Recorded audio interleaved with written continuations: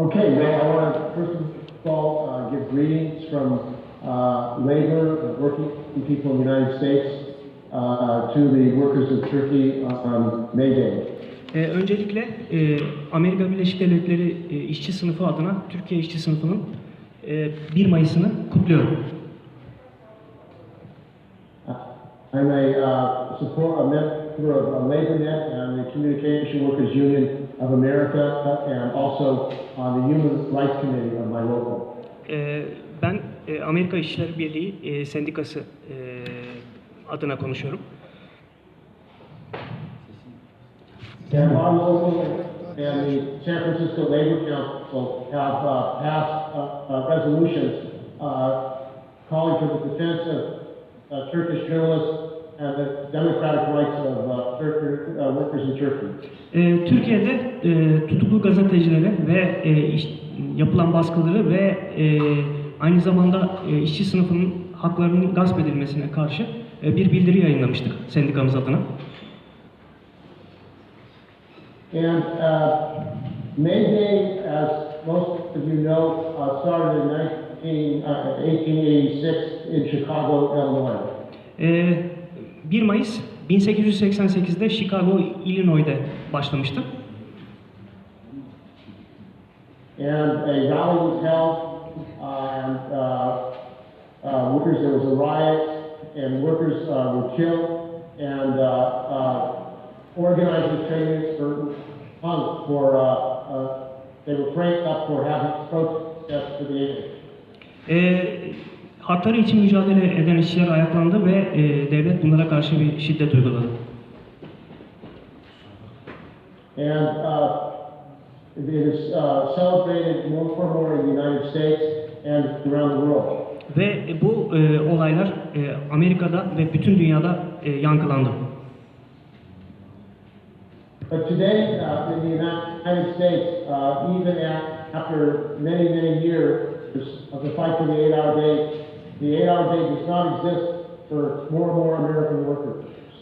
Ama bu kadar zaman geçmiş olmasına rağmen 8 saatlik iş gücü için bu kadar erken bir tarihte mücadeleye başlanmış olmasına rağmen bugün Amerika Birleşik Devletleri'nde işçilerin çoğunluğu 8 saatlik iş günü hakkına sahip değiller.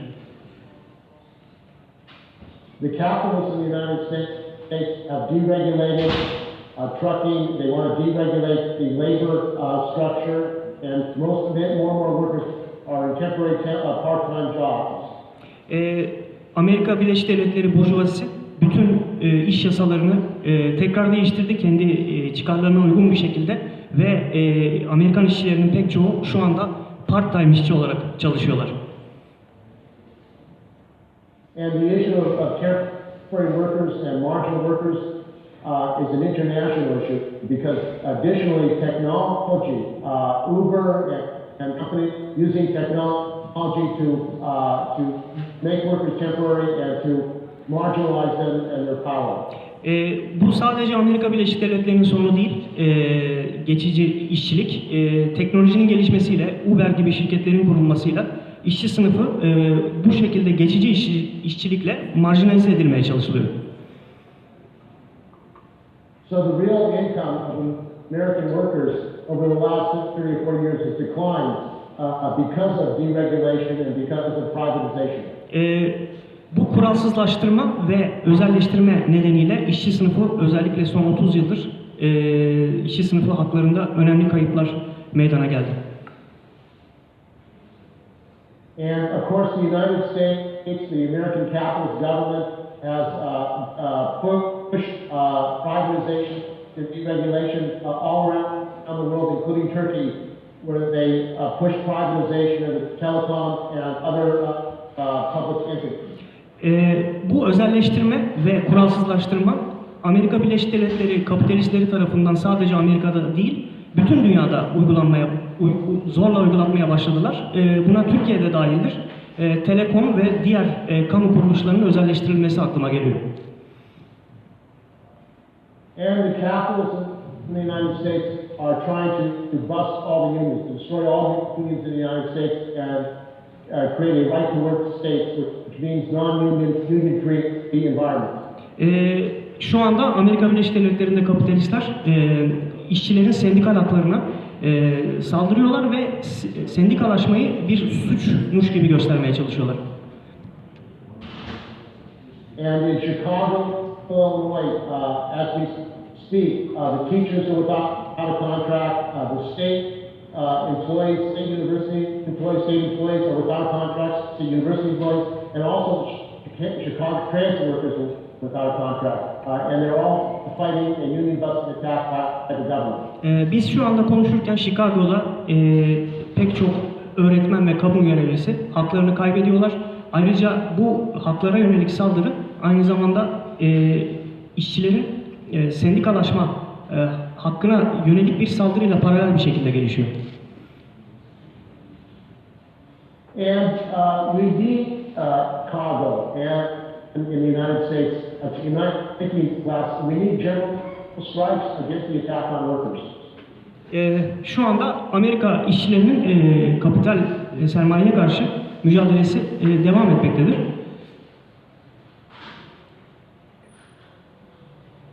The last general strike in the United States was in 1946 in Oakland, California. Could you repeat, please? I couldn't hear you. I said the last general strike in the United States was in 1946 in Oakland, California. Şu anda Amerika'da genel grev yapılmıyor. Yapılan en son genel grev 1946 yılında Oakland, Kaliforniya'da yapılmıştı. But the capitalists in the United States now, Trump and the action on the workers are forcing more and more workers to unite and to organize more and more militantly against the attack working people. Ama tam da kapitalistlerin bu saldırısı aslında işçileri birlikte ve militan bir biçimde, örgütlü bir biçimde mücadele etmeye zorluyor. And in the United States, American workers also need to fight growing militarization and the military expansion of the United States to the wars in the Middle East and of course wars in Asia. Aynı zamanda Amerikalı işçiler artık Amerikan hükümetinin saldırgan politikalarını, sömürgelerde yapılan saldırıları eleştirmeye başlıyor Amerikalı işçiler. And the United States, many American workers on May Day are very angry that the United States is spending trillions of dollars for war in Iraq, a war in Syria, wars around the world, bases around the world, yet the infrastructure is falling apart and education is being privatized and health care, many workers cannot get health care. Amerikalı işçiler çok öfkeli çünkü Irak'ta, Suriye'de trilyonlarca dolar savaşa harcanıyor. Buna karşılık ülkede en temel sağlık hizmetleri, altyapı yerlerde sürünüyor.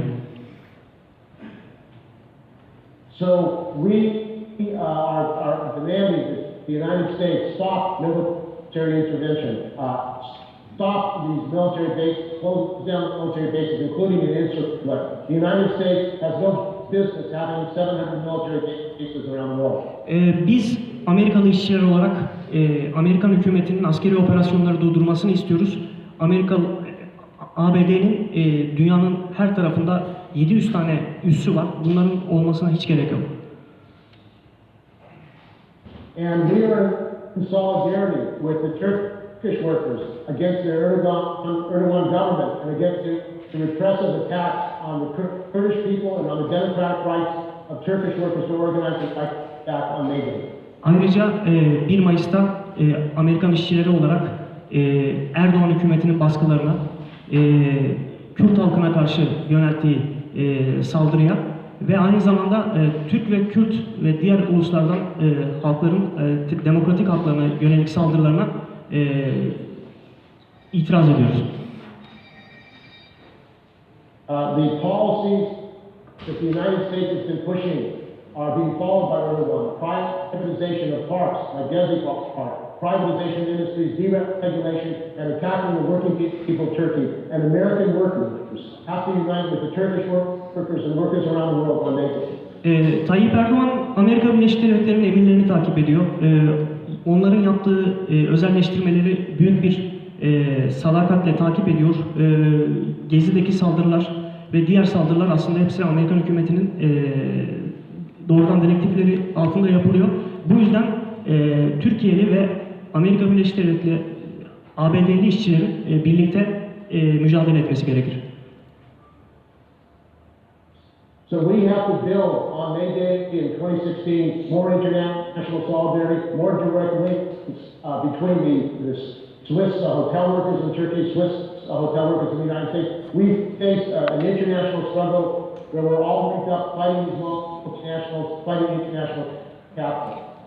Bu 1 Mayıs'ın anlamına uygun olarak Türkiye'de mücadele eden Swiss otel işçilerini, ABD'li Swiss otel işçileri olarak selamlıyoruz. Kendilerine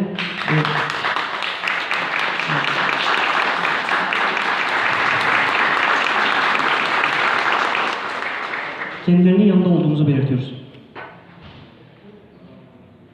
Our fight is your fight, and your fight is our fight. And our unity of workers in the United States with workers in Turkey and workers in every country in the world is the only way that workers in the American people can be free. We have to unite as a world working class on May Day and to build solidarity, build international action as a global working class. Bizim kavgamız sizin kavganızdır. Sizin kavganız bizim kavgamızdır. Amerikalı işçilerin çıkarları Türkiye'li ve dünyanın her tarafındaki işçilerle birleşmekten geçer ve bu 1 Mayıs'ı bu uluslararası bakış açısıyla ele alalım. And the political developments in the United States, the support for Bernie Sanders by millions of American workers show the American working class wants a political alternative. Amerika Birleşik Devletleri politikasında Bernie Sanders'a yönelik ABD'li işçilerin, milyonlarca işçinin desteği aslında ABD işçi sınıfındaki değişimi de göstermektedir.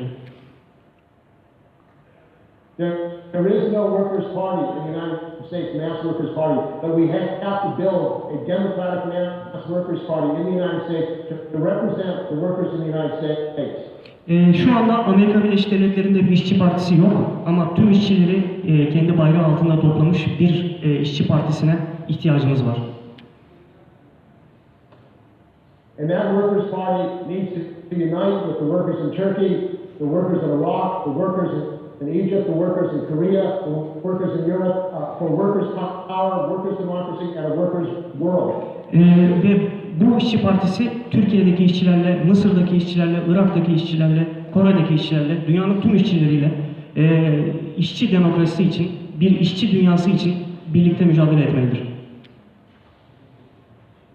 Only the working people in the world can solve the crisis of capitalism, the crisis of war, and the crisis of the environment caused by capitalism. Kapitalizmin krizlerini, savaşları ve çevresel felaketleri ancak ve ancak işçi sınıfı çözebilir. So we unite with your struggle in Turkey. We are going to have a May Day march in San Francisco.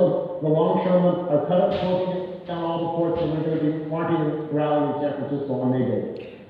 Biz San Francisco'da 1 Mayıs'ta yürüyüşümüzü yapacağız ve orada Türkiye'deki işçilerle birlikte yürüyor hissedeceğiz kendimizi. And the last I want to make is immigrant workers. There are millions, 11 million immigrant workers. The United States is a country of immigrant workers. Amerika Birleşik Devletleri'nde 11 milyon göçmen işçi illegal koşullarda çalışmaktadır. And many workers have been forced to come to the United States because of wars caused by the United States and their countries, because of economic policies and imperialist wars in other countries. ABD'nin emperyalist savaşları nedeniyle dünyadan pek çok işçi kendi ülkelerini bırakıp başka ülkelerde kötü koşullarda çalışmaya mahkum edilmiştir. And now these workers are being scapegoated and blamed by Trump and by other racists and chauvinists that the problems, the economic problems are caused by the immigrants, by the migrants in Europe. The economic problems are not caused by the migrants and the immigrants, they're caused by capitalism and capitalist wars. Ve Trump gibi ırkçılar ve şovenler bugün bu işçileri günah keçisi ilan etmektedir. Bu olay Avrupa'da da aynen devam etmektedir. Halbuki dünyadaki sorunlar işçilerden değil, aslında tamamen kapitalistlerden kaynaklanır. So we unite all workers in the United States, immigrants, migrants, every worker needs to have democratic rights. All workers need to be united in the United States and worldwide. This is the struggle of the working class against the capitalist class. Our enemy is not immigrant workers, not migrants. Our enemy is the capitalists and the destruction they are causing to working people and the world. İşte bu yüzden bizler Amerika Birleşik Devletleri'nde ve dünyanın bütün her yerinde göçmen işçilerin haklarını da savunuyoruz. İşçiler birleşmelidir ve dünyanın kurtuluşu da işçi sınıfı tarafından gerçekleştirilecektir. So solidarity on May Day, we fight together every in your struggles. 1 Mayıs'ta tekrar size dayanışmaların dileklerimizi ve selamlarımızı iletiyoruz.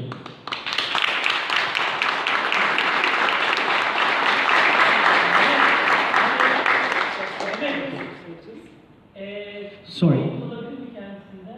Sivil sosyal işçilerinin dayanışması için Amerika'daki sivil sosyal senin olarak baskı yapabilirler mi? Bu anlamda. Well, the workers that are here, especially the ones who work in the Swiss hotel, who are, as you know, resisting, told us that is it possible for your trade union to pressure that hotel, Swiss hotel administration over there in the United States? Yes, we can introduce a resolution and try to get the hotel workers here, who are also struggle to support the struggle of the Swiss hotel workers in Turkey. Tabii ki bir destek açıklamamızı ve başka eylemlerimizi göreceksiniz. Thank you.